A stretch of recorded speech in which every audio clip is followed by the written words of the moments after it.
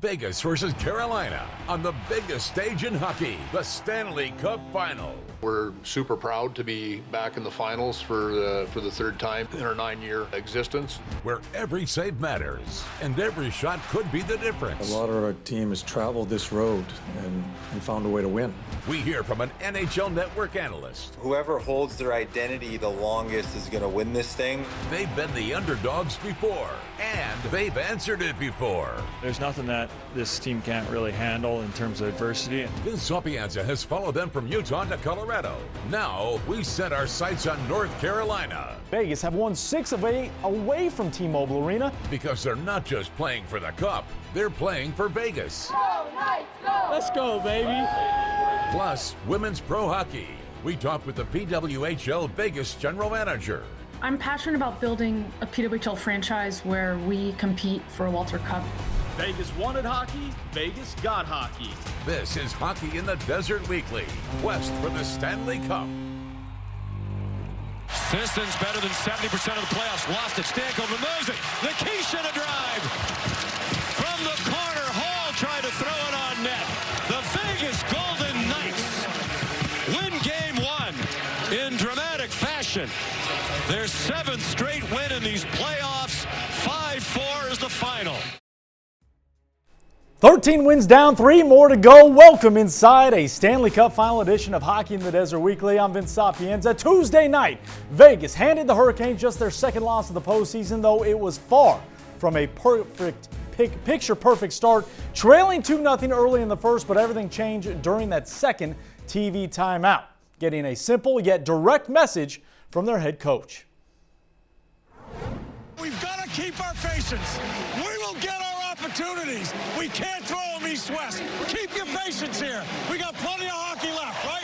Now, come on. McNabb to Theodore. They score. Hey, what do you say? Theodore taking his orders from Torts and delivering, making up for the earlier mistake he had in the first 30 seconds. Nets his 5th of the postseason, keeping it simple, putting it on net, banks this one off the leg of Eric Robinson to cut the deficit in half. Let's jump to the second, where Ivan Barbashev providing a short side snipe top shelf to tie the game at 2, a near identical shot and goal to the one he scored against the Avalanche in game 2.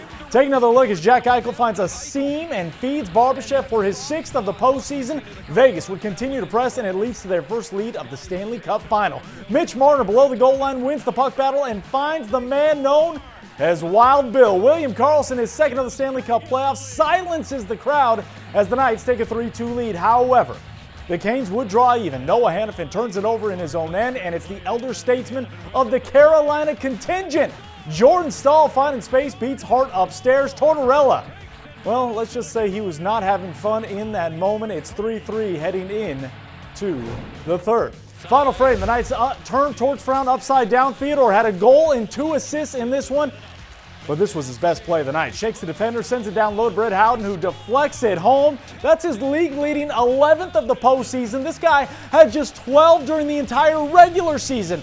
4-3 Knights. Now check this out. Vegas got the benefit of a controversial icing call during their Anaheim series. Here, they find themselves on the other side. Jack Eichel clearly disagrees with the icing, and the Vegas bench would be even angrier just moments later because on the ensuing face-off, the Canes cash in. Shane Gostisbehere picking up the loose puck and beats Hart near post, and for a 3rd time, we're tied. Fast forward under 4 to play. How about this sequence? Seth Jarvis with a grade A chance gets robbed. Carter Hart flashing the leather. Biggest save of the game because on the very next shift, it's Colton Sissons finding a cutting Tomas Hertl, tickling the twine, his 4th of the playoffs, and it would turn out to be the 2nd game winner from Hertl in the last 3 games. Check out that smile. Just a few seconds left in the game. Now Mitch Marner comes up with a huge shot block to ensure the victory as Vegas take game 1, 5-4. I'm just proud again, about our team effort, every single guy. It's not always about the goals. It's just the details. Mitch have ended with massive block shots. All the little stick saves. all time of this years matters, and I think after the first kind of rusty start, I think we did a lot of good things. It's easier to talk about being on the winning side, but a lot of momentum swings back and forth both ways. Must have been a really fun game for fans to watch, for everyone to watch, but I think both teams are going to go back and look at their things. I think there's a lot of things we can clean up still, but super happy that we're on top of this one. I thought after it was 2-0, I thought we kind of, we got adjusted to their speed and, kind of knowing what they're all about. The first 10, they got a couple, but it didn't really phase us, and it was a huge second goal, huge penalty kill, or first goal, with Theo, to get us kind of back in it. It's great to get the game won, and, we'll enjoy it and reset and get ready for game 2. See, even when we were down 2-0, I thought we had some good minutes under our belt. I think we need to be patient. In a number of things, how we have to play, I think it requires patience. And when you get a little antsy against that team, they can capitalize. They're that good. So I think we have an understanding how we have to go. I don't think it was about sea legs, because I thought we had some good shifts, but then we kind of lose ourselves. And it doesn't take much for them to capitalize, as we just took a lesson from it. We're very fortunate we win the game. But there's some lessons in that game that we're going to have to figure out coming game 2. Any more to come? Despite all the ice, we're just getting warmed up here on Hockey in the Desert Weekly. When we return, I catch up with a former NHLer and current NHL Network analyst, Jason Demers, his thoughts on the Stanley Cup final matchup, and his thoughts on the way Vegas handles business, and John Tortorella's secret to getting the most out of his team.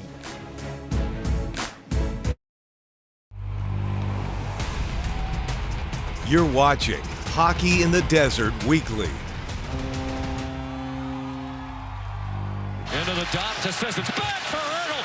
He scores! Tomas Hurdle! That's a great team, and we were right there. We made a few mistakes that we got to try to clean up, and we got to have a little better execution. Again, you're not winning this thing if you have those kind of errors and lack of execution.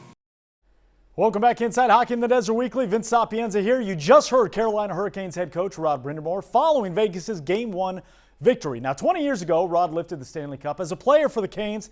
Now he's trying to do it as a head coach. This week, I caught up with another former NHLer and a current NHL Network analyst, Jason Demers, to talk about this series and the national perspective of the Golden Knights.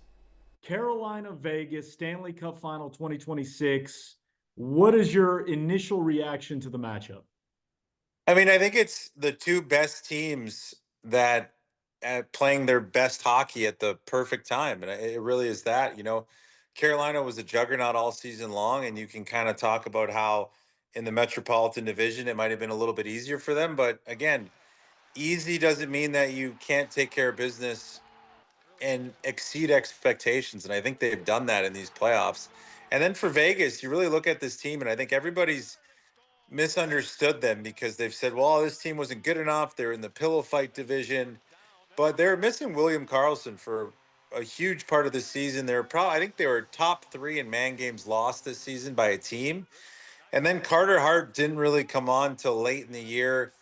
And even at the start of the playoffs in the first round, he was a little shaky. He's just gotten hot at the right time. And honestly, when you get goaltending that gets hot at the right time, it can take you to far places in the playoffs. And you're seeing that with Freddie Anderson and Carter Hart. But yeah, to me, it's just really the two best teams are locked in a nice battle. And I think this is a Stanley Cup final for the purist. This is going to be, old school style of hockey. And I think it's going to be very, very, a lot more exciting than people are giving it credit for. And I think that both these teams play a great brand of hockey, two great coaches, and it's going to be a lot of fun. Jason, I know you guys have talked about it on NHL Network. Are the Golden Knights misunderstood? Voted as one of the most hated, if not the most hated team in the National Hockey League. Kelly McCrimmon always talks about, players want to play in Vegas and they'll do whatever it takes to win. You are a former player who lived it, understood the highs and lows of what it takes to even have a chance at being able to play in the National Hockey League, let alone at the highest level. Are they misunderstood? Is it all warranted? What's your take? I mean, it's a little bit of everything. I think they march to the beat of their own drum, and I think they understand that it's a great market to play in. It's a great place to live for a family. you have less media, which is, again, it is what it is. You can talk about a media market like Toronto or these Montreals that's a little bit bigger and more tough. I mean, it's not to say that there isn't pressure. There's more pressure from within the organization to perform.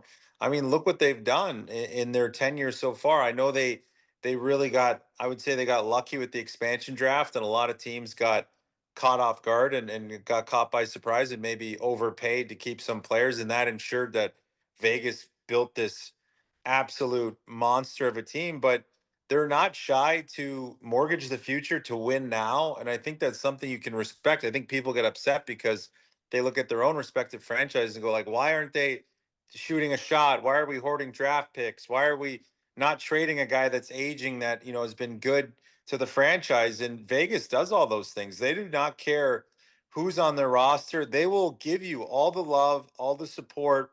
They'll take care of you as a player. But once you are not and no longer part of their plans, they are not shy to cut the ties. And I think that's just business. And I think this sport is a business.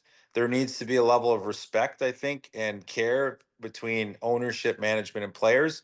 But it still is a business that they are allowed and well within their rights that if they want to make a move that might upset some people, you can't get mad at it because, they're the one paying the franchise fee. They're the one paying the players. They can do those things. Now, you can be mad about it, and sometimes it's a little frustrating, but it is what it is, and I think they do not give a damn whatsoever. We've heard John Tortorella talk about he hasn't changed much. It's a mindset. It's reminding the guys of how good they are. And that's something that the players have talked about as kind of sparked them. Obviously, as someone who's never, been on the ice at that, even close to that level, you have. What does that mean when you hear that as a former player? When you hear the players talking about Tortorella, when you hear Tortorella say, I'm just changing the mindset, what does that tell you he's doing, he's saying, that's creating what we're seeing with the Golden Knights? I think it's just creating a calm for the guys and a belief, and I think, you know, when you create a calmness a little bit, you create some clarity. And, I say calm not to me like you're relaxed and you're sleeping, but you're just staying in the moment. And I do think that that's the hardest thing to do as an athlete is staying in the moment. That's the visualization side of thing. And when you don't do that, mistakes can happen and you can lose sight of the game and you take your eye off the ball. So I really do think that it's important for Torts to really keep these guys in the moment and just, I talked to Phil Kessel recently, who played for the Golden Knights, won a cup with them, and he's won 3. And I asked him, I was like, hey, because I've been to 2 conference finals, and I've never been to the Stanley Cup finals, and it's always nice to talk to these guys. And I said, what did it feel like? And they all said, you know what? It's like the hard part's done. And now you get to go have fun because those 3 first rounds are so grueling. There's a lot of emotionality to it because it's teams you played against all year and teams you have rivalries with. But the finals is really a team you've only played twice in the season. So you haven't really developed that kind of those calluses. And I think, you're more just like the only thing we can control is our game and what we do. If we play our best, we're going to win. And, Tortorella said that today. And I think that's true. And that's just about staying in the present mindset and understanding that, hey, the work's done. This is the fun part. Let's go win. Jason Demers, NHL Network analyst. You'll be joining us here in Vegas for games 3, 4, and 6. We can't wait to have you, JD. Really appreciate the time. Thanks so much, Vince. Have a good one. All right, again, big thanks to JD there. Now, starting on Tuesday, the NHL Commissioner Gary Bettman and Deputy Commissioner Bill Daly, they met with the media, touching on a number of topics throughout the NHL, one of which included Bruce Cassidy. The Golden Knights have now not allowed their former head coach to interview elsewhere despite getting requests from teams like Edmonton and Los Angeles. GM Kelly McCrimmon said last month the club's focus is on the postseason and the current run. And despite some criticism around the league itself has no issues with the situation. We don't find it unreasonable because we're allowing it to happen. I do think Vegas is clearly within their contractual rights to do what they're doing.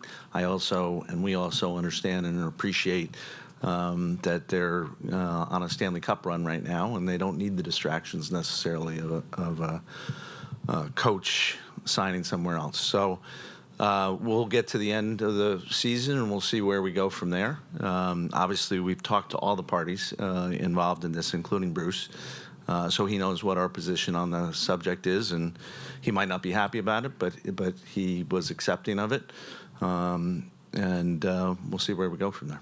When you sign and insist upon a long-term contract, there are certain under league policies consequences of that. And so where we find ourselves is completely reasonable. There are contracts that exist in the league that would not allow for this to happen. His was not one of them.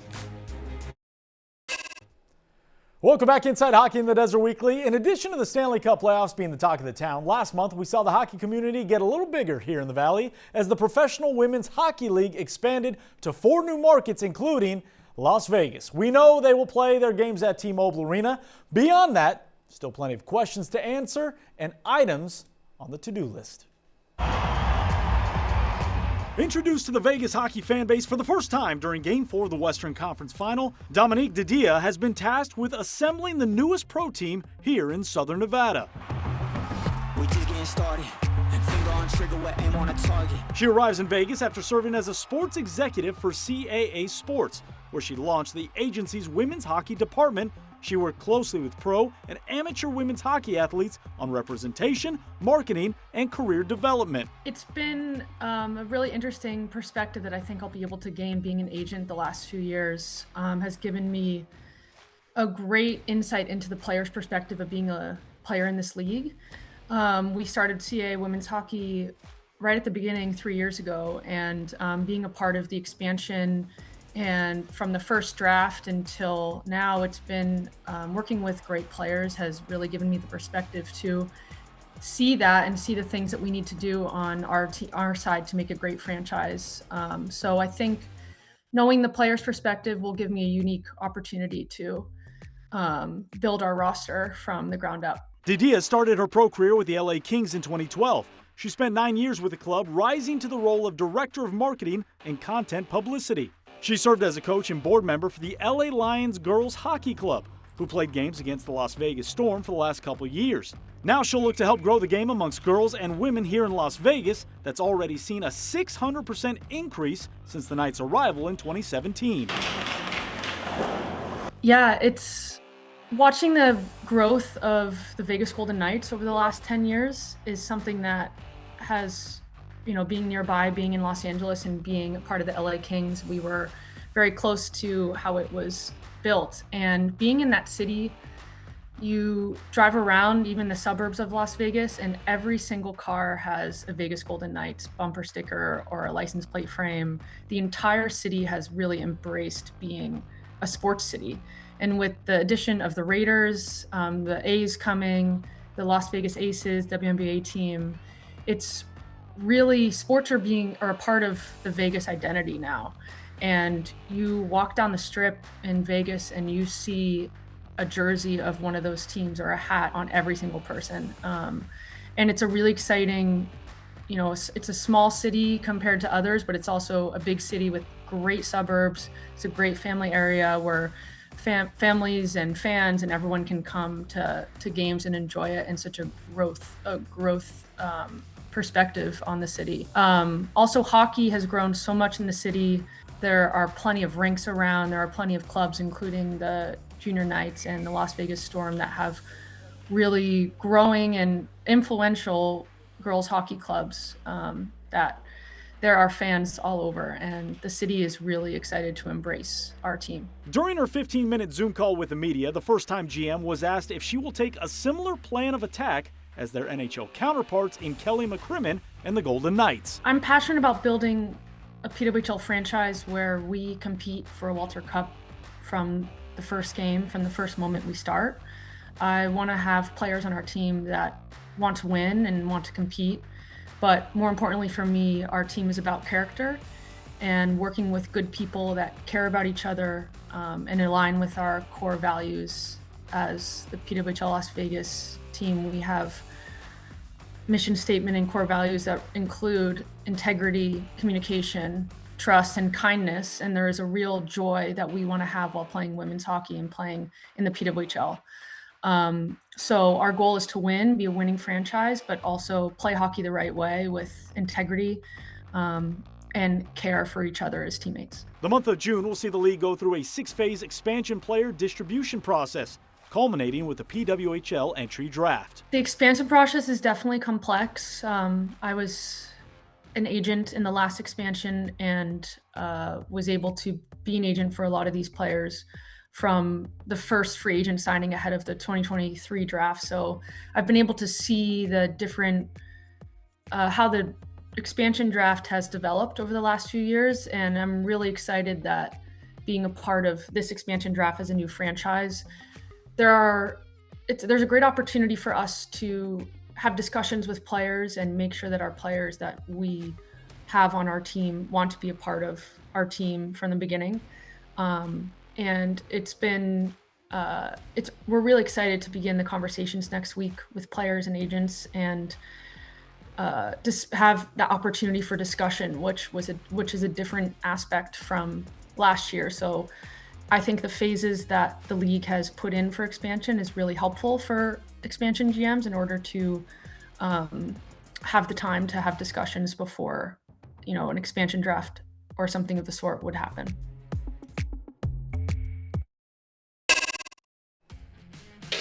Don't forget, Battle for Vegas returns to Las Vegas at the ballpark. It'll be the 7th edition of the Golden Knights and Raiders charity softball game. Riley Smith reassumes control as team captain for the guys in gold, while Brock Bowers back leading the silver and black on June 27th. Battle for Vegas has raised more than $1.2 million for local nonprofits. Tickets on sale now. And starting next week, the Skating Rebels back on the ice, though they're not playing. They're coaching the next wave of hockey stars here in the Valley during their annual battle camps. These clinics offer one-on-one instruction from current members of the UNLV hockey program. 50-minute sessions, it's $45 for skaters, $30 for goaltenders. The groups are broken down by birth years, and each birth year has 2 opportunities this summer. And you can go to rebelhockey.com to sign up, and by attending the battle camps, you have the opportunity to purchase a custom UNLV hockey battle camp jersey, personalized name and number for an additional $75. Thanks for joining us here on Hockey in the Desert Weekly. We'll see you next week.